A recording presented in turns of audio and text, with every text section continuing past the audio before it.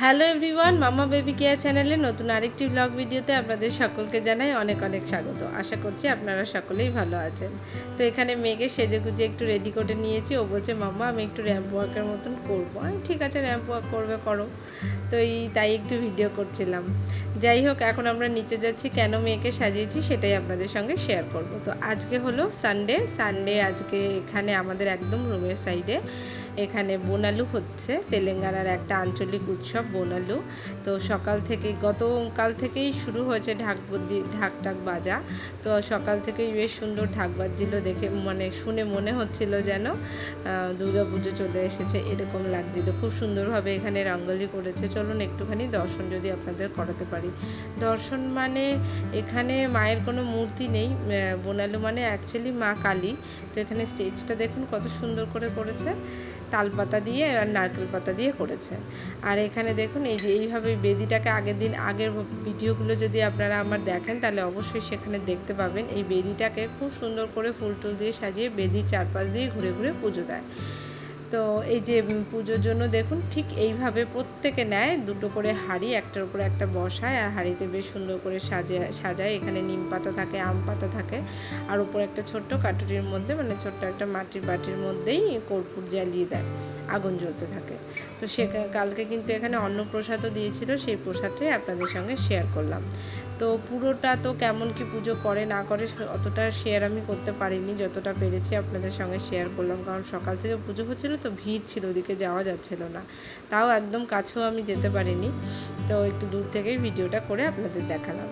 এখানে সন্ধ্যাবেলাতেও ওইখানেই আরও একটা অংশ আছে যেটা বেশ আনন্দ করে মানুষ, এখানকার মানুষ, সেটা একটু শেয়ার করবো আপনাদের সঙ্গে। তাই মেয়েকে এখানে ড্রেসটা পরিয়ে নিয়ে আমি কিন্তু লেখাতে বসেছি, কারণ মন্ডেতেই মানে আজকেই ছিল ওর ইভিএস এক্সাম। সেই জন্য একটু প্র্যাকটিস না করলে আবার সমস্যা হবে, ছোট মানুষ ভুলে যেতেই পারে, তাই একটু প্র্যাকটিস করাচ্ছিলাম যে যখন নাচটা শুরু হবে তখনই যাব। অনেকক্ষণ ধরে ঢাক তো বাজছেই, ঢাক বন্ধ হয়নি। তো আমরা ওয়েট করছিলাম কখন আর কি শুরু হবে নাচটা, তখন যাব। তো ওপর থেকে দেখতেও বেশ সুন্দর লাগছিলো। এবারে একটু অন্যরকমই করেছে, যেহেতু এবারে সরকারটা এবার চেঞ্জ হয়েছে, তো অন্যরকম করেছে। তো এই সমস্ত লাইট টাইট নিয়ে ওনারা কিন্তু এখন বেরোবে, এই ঠাকুর নিয়ে প্রসেশনে বেরোবে। তো এখানে আমরা নিচে চলেও নিচে এসেছি, দেখছি যে ওনার আন্টিরাও নিচেই রয়েছে, মানে আমরা যে ঘরে থাকি ঘর মালিক এবং তার স্ত্রী। তো আন্টিরা এরকম, আন্টি আবার ওপাশ থেকে এপাশে দুটো চেয়ার এনে দিল আমার আর মেয়ের জন্য, বলছে তোমরা এখানে বসো। তো আমরা বসে বসে একটু এনজয় করছিলাম।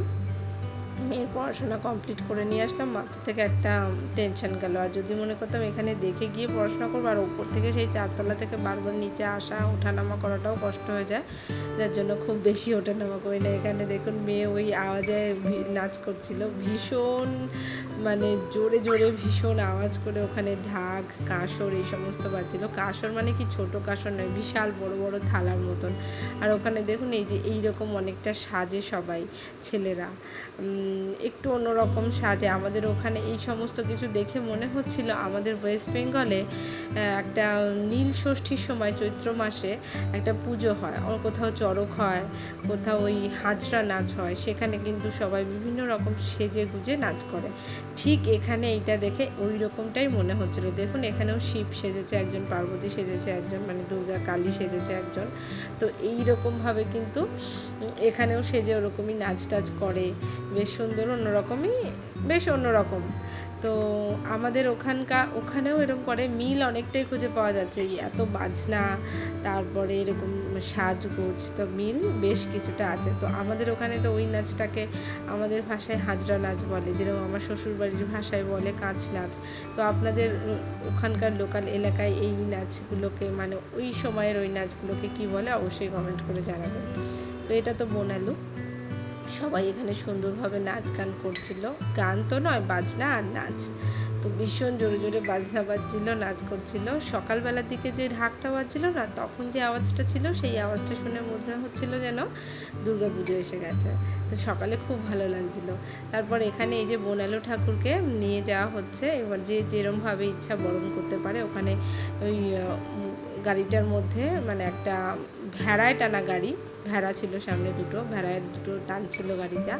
তো ভেড়ায় টানা গাড়িতে একজন পুরোহিত আর মা বসে আছেন, মানে দেবী মাতা বসে আছেন।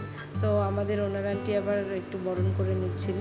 তা উনি একটু খুব প্রাণোজ্জ্বল এবং ঠাকুর ভক্তি মানুষ, যিনি নাকি কোনো পুজো বাদ দেবে না, সমস্ত কিছু নিয়ম কানুন মেনে সব কিছু করে এবং সবাই মানে পরোপকারীও বটে। কারোর যে কোনো কারণে যদি কোনো কারণে কেউ হেল্প করতে আসে, ভগবান যেমন ওনাকে দিয়েছেও অনেক, উনি সবাইকে দিতেও জানে অনেক। তো খুব ভালো একজন মানুষ আমরা এখানে এসে পেয়েছি আমাদের ঘর মালিক হিসেবে। উনিও আমাদেরকে ভালোবাসেন, আমরাও ওনাকে যথেষ্ট শ্রদ্ধা সম্মান করি। তো মেয়েকেও তো ভীষণ ভালোবাসেন।